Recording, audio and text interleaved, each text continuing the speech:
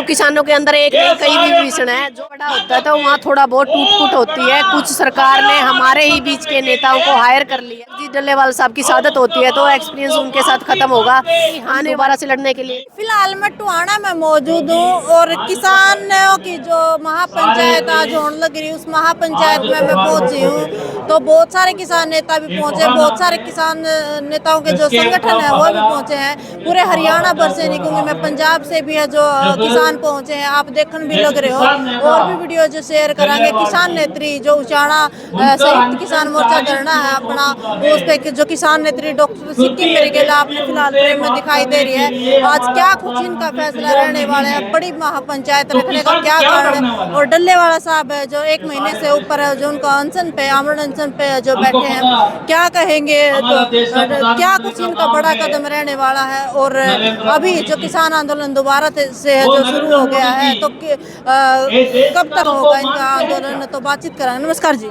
नमस्कार। ठीक हो? बिल्कुल बढ़िया। आज टोहाना में किसानों की जो महापंचायत रखी गई, क्या कहोगे? हरियाणा में अंदर जो टोहाना के अंदर पंचायत रखी गई है ये इसलिए रखी गई है कि जो डल्लेवाल साहब है वो लगातार 40 दिन से अनशन पे है और उसकी हालात बड़े नाजुक है। तो हम चाहते हैं कि सरकार उनसे बातचीत करे, जो भी बीच का रास्ता है वो निकाले ताकि हमारे जो डल्लेवाल साहब है उसकी जान बच सके। और दूसरा WTO जो सरकार ने कृषि नीति अपनाई है, जो हरियाणा जो केंद्र सरकार ने राज्य सरकार को ड्राफ्ट भेजा है और उस ड्राफ्ट को जो 3 काले कानून थे कहीं ना कहीं वो 5 कानूनों के अंदर बना के उनको दोबारा से हमारे ऊपर थोपने का काम किया। तो हम सरकार को बता देना चाहते हैं कि हम दोबारा से लड़ने के लिए तैयार है। हमने 750 किसानों की शहादत दी है। हम नहीं चाहते कि सरकार दोबारा से उन कानूनों के हमारे ऊपर थोपे। हम उसका पूर्ण रूप से बहिष्कार करते हैं। उसी के एवज में आज टोहाना के अंदर ये महापंचायत है। जो सरकार की वादा खिलाफी थी उस वादा खिलाफी को हम सरकार को याद दिलाना चाहते हैं कि आप जो चाहते हैं कि संयुक्त मोर्चा टूट गया। आज टोहाना के अंदर सरकार को हमने दिखाया कि संयुक्त मोर्चा एक है और यदि सरकार अपनी हरकतों से बाज नहीं आई तो दोबारा से दिल्ली की तरफ रुख हो सकता है। जो आंदोलन को हमने स्थगित किया है हमें आंदोलन दोबारा लड़ना पड़ सकता है।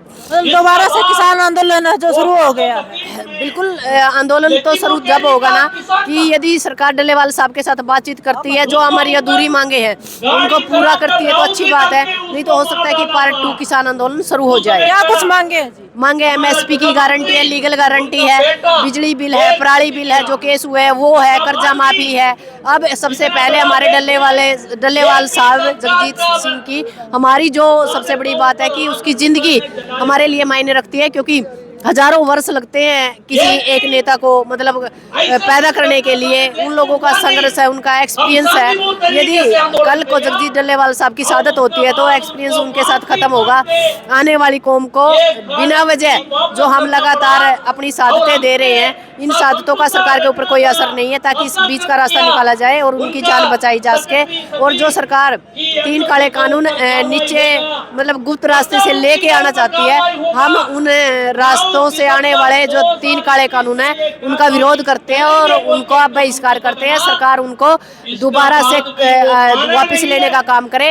इसके ऊपर ना राज्य सरकार काम करेगी ना केंद्र सरकार को। हम पहले ही बता चुके हैं यदि सरकार अपनी हरकतों से बाज नहीं आती तो हम दोबारा आंदोलन लड़ने के लिए तैयार हैं। तो आज की महापंचायत के बाद में क्या कुछ किसानों का बड़ा फैसला रहा है, क्या बड़ा कदम? देखो आज हमारा जो संयुक्त मोर्चा भारत का है वो यहाँ आया हुआ है। सभी विचार विमर्श कर रहे हैं। यहाँ से देखो कि किस तरफ है, दिल्ली की तरफ रुख होता है या हमें दोबारा से तैयारी करने का मौका मिलता है या सरकार को हिदायत दे के उठा जाता है। वो हमारे जो संयुक्त मोर्चा भारत है वो उनका फैसला होगा। हम तो उस पर फूल चढ़ाने का काम करेंगे। एक तरफ तो खनौरी बॉर्डर पे बैठे हैं, आज महापंचायत वहाँ भी शायद, और एक तरफ यहाँ है, ऐसे दोनों तरफ। जब परिवार बड़ा होता है तो वहाँ थोड़ा बहुत टूट फूट होती है। कुछ सरकार ने हमारे ही बीच के नेताओं को हायर कर लिया है ताकि किसान आंदोलन को बखेरा जा सके, ये दोबारा ताकत के रूप में काम ना कर सके और दोबारा सरकार की गलत नीतियों का बहिष्कार ना कर सके। तो कहीं ना कहीं हमारे बीच के ही लोग हैं जो एकता के साथ लड़ना नहीं चाहते, क्योंकि लड़ाई सभी की है, आंदोलन सभी ने स्थगित किया था, तो फिर लड़ना भी एक साथ ही चाहिए था और उससे पहले मीटिंगें होनी चाहिए थी। पर ऐसा कुछ हुआ नहीं जिसका नुकसान आज समाज के भीतर हम देख रहे हैं। कहना चाहो किसानों के अंदर भी एक विभीषण है। बिल्कुल बिल्कुल किसानों के अंदर एक नहीं कई विभीषण है जो किसान एकता को कहीं ना कहीं मतलब ये कह सकते हैं कि नुकसान पहुंचाने का काम कर रहे हैं।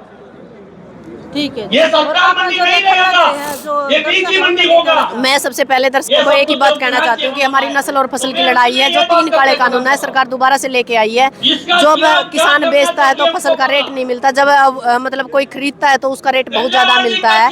जो बड़े व्यापारी हैं उनको फायदा हो रहा है, जो छोटे व्यापारी हैं वो खत्म हो रहे हैं। तो इससे बढ़िया है कि हमें इकट्ठा होकर दोबारा से जो 3 काले कानून थे वो 5 कानूनों के रूप में आए हैं, उन कानूनों को हमें बहिष्कार करना होगा और दोबारा से सरकार को बताना होगा कि हमने हथियार रखे हैं, चलाना नहीं छोड़ा।